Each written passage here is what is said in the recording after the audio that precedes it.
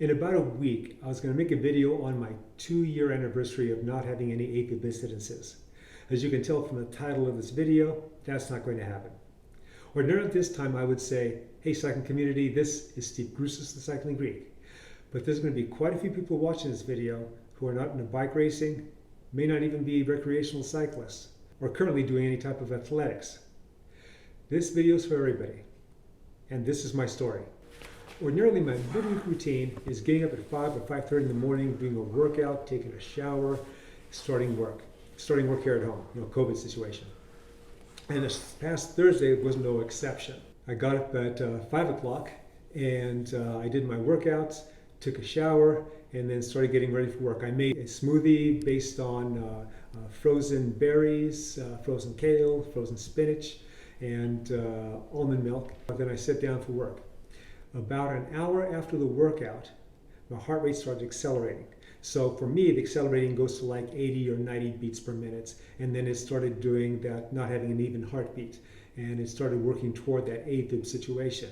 It wasn't that familiar AFib pattern that happens once it's established, but it was like trying to establish that. I immediately started to try and circumvent it. So one of the things is that you bear down like this, hold your breath, and just tighten up. And sometimes that would reset it, or it could, it's been said. It had never worked for me, and it didn't work that time. Also tried reaching down to my toes, staying down there for a bit, and then coming back up and see if that would reset. Yeah, that didn't reset either. I just went back to work and was monitoring things and seeing if it would go back on its own. After about 30 minutes or so, I saw that it wasn't going to do that. So I then went the flecainide route. So flecainide is a calcium channel blocker. This was given to me by my doctors 2+ years ago.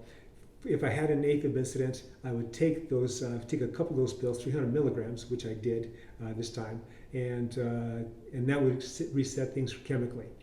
And I tried that before about 2¼ years ago, and it worked beautifully. And then when it happened 3 months after that, which was about 2 years ago, I actually converted before the drugs took effect. So I converted on my own. So I took these pills, and it's supposed to work after an hour, maybe 2 hours. And after about an hour and a quarter, it just wasn't working.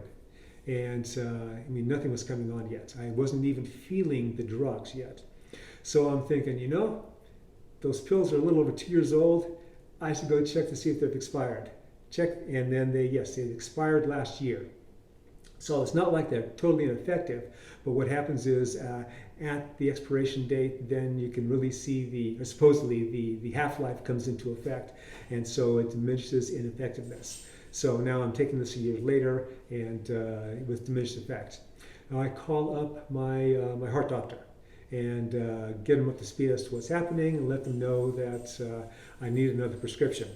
So they make me another prescription, and I actually go at the end of the day to pick it up, because even if I picked it up sooner, they instructed me not to take any other pills today unless things are really bad. So, because even though the stuff I've taken is ineffective, it's effective to a point. I don't want to overdo stuff. An hour and 15 minutes after I first took the pill, then I started to feel the effects of the calcium channel blocker. And it would start to convert me back. Now, it wasn't as effective before, because I remember when I took it before, it would it would be as if it compressed my chest. And so nothing was going to excite my heart. And then it would go straight into a straight, slow beat. It was kind of doing that. And so I, again, attributed it to the effectiveness of the pill.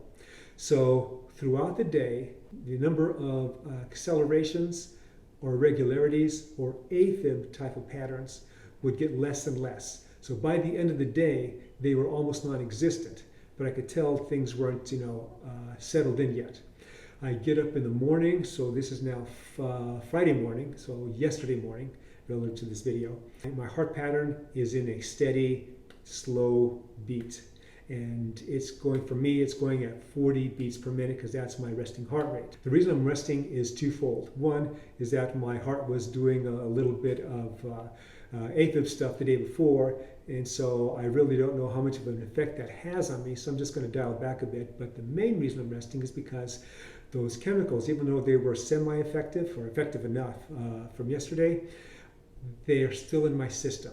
So I can tell that I'm not compressed, but I can tell things are just slow. And if I try to speed them up, it may speed up for just a little bit. I'm just talking like 10 beats per minute maybe. So there's no need for me to push it. I have lots of time, so I just relax that day. So now it's Saturday, and I'm doing more stuff. You know, yesterday I did a couple things, but very, very light, kind of like testing stuff, and then I would do this, but it was just boom, boom, boom, just 40 beats per minute. So now, this morning, I'm sure I still have, at least I'm thinking I still have those chemicals in my body, but a lot of them have been filtered out. My heart rate's still nice and solid, and so I'm starting to do some other things. I have a little gym set up in my garage, and so I'm doing, I've been doing some light weights, certainly on some things not more than 80% of my max. I'm doing some yard work, and so my heart rate will just speed up to a certain point. There's, you know, it'll go a little high if I want to go high, it feels like. So that's not a problem. So everything seems to be just nice and steady.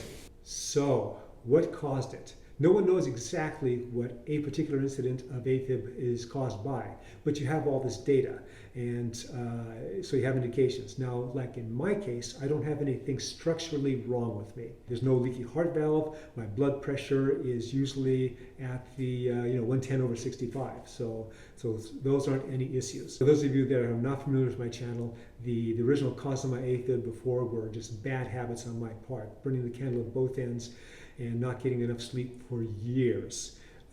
Pushing the fatigue factor, in fact, thinking that pushing the fatigue factor was a good thing. I took caffeine for I consumed caffeine for the 9 months previous before my first incident, and I was consuming like those monster drinks. So I was doing quite a few things incorrectly, and I changed all that. And I established a pattern, and so that enabled me to keep on racing. I stopped doing double centuries, 200-mile rides, do them as a race. So that even put more stress on my system. So I don't do those anymore, but I still do race. So what I think is the cause. About 2 months ago, I got into Zwift.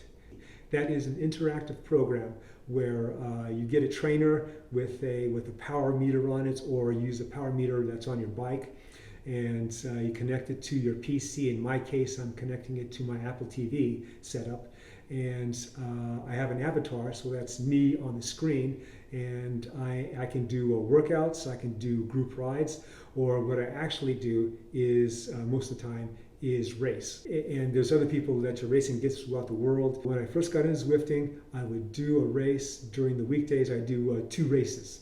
And I would usually be like a day apart. So a race, then I'd rest, then I go do a race. And these races, for me, the ones that I like are about 25 minutes long. And so I'm basically on the edge for 25 minutes. I'm riding that fine line between aerobic and anaerobic death. So for those of you not familiar with that, I am cycling in one particular manner until I start to redline on it, and then I change my style of cycling. You can think of it that way, and do that until I start to redline doing that. Then I go back, and so I go back and forth, and hopefully survive by the end of the race. So after a few weeks, I saw that race, rest, race during the midweek, twice a week. Not going to work for me in the long term. So then I changed it up where I would have 2 rest days between the races. Now, they weren't really rest days. What I would do is I would race. The next day I would do a steady, strong pace workout for an hour. And then the next day, the 3rd day, I would do a very easy spinning, almost using the weight of my legs as I'm on Zwift. And then the next day, then I would do another one of those races. And on the weekend, I would go ride with the group, probably just 1 day of the week. After about 2 or 3 weeks of that, it ended with this past Thursday.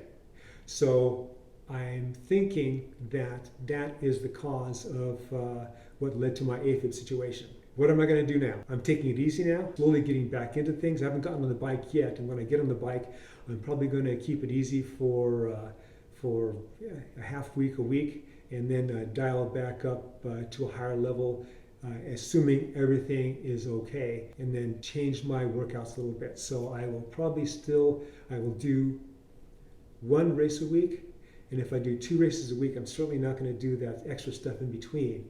I'm going to keep it a lot lighter, because I'm getting basically ready for next year. There's no more racing.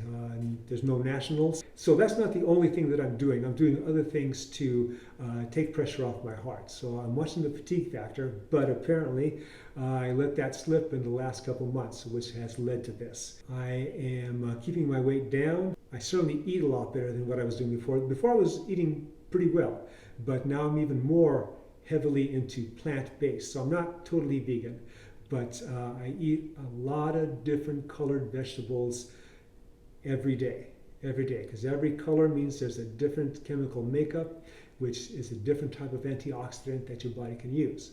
So enough about me. What I like to do is hear from you about your situations.